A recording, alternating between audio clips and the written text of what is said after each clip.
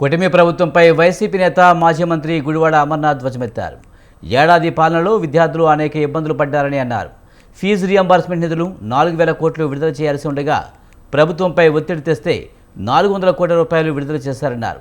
ఈ నేపథ్యంలో 12వ తేదీన రాష్ట్ర వ్యాప్తంగా ఆందోళనలకు పిలుపునిచ్చామని చెప్పారు. రాష్ట్రంలోని నిరుద్యోగులకు 3,000 రూపాయల నిరుద్యోగ భృతి ఇస్తామని మోసం చేసిందని మండిపడ్డారు. కాలంగా కూడా విద్యార్థులు చాలా ఇబ్బందులు పడేటువంటి పరిస్థితులు మనం చూస్తూ ఉన్నాం. పెద్ద ఎత్తున ఒత్తిడి తీసుకొస్తే ఒక 400-500 కోట్ల రూపాయలు గడిచినటువంటి నెలలో వారు విడుదల చేయడం జరిగింది.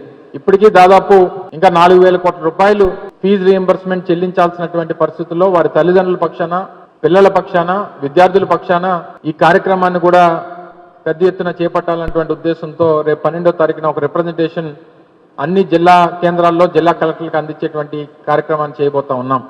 రాష్ట్రంలో ఉన్నటువంటి 20 లక్షల మంది నిరుద్యోగస్తులు ఎవరైతే ఉన్నారో వారందరికీ నెలకి 3,000 చొప్పున నెలకి 600 కోట్ల రూపాయలు చెల్లిస్తామని చెప్పి గడిచినటువంటి సంవత్సరం బడ్జెట్ లో ₹1 కేటాయించలేదు. మొన్న పెట్టినటువంటి బడ్జెట్ లో ₹1 కేటాయించలేదు.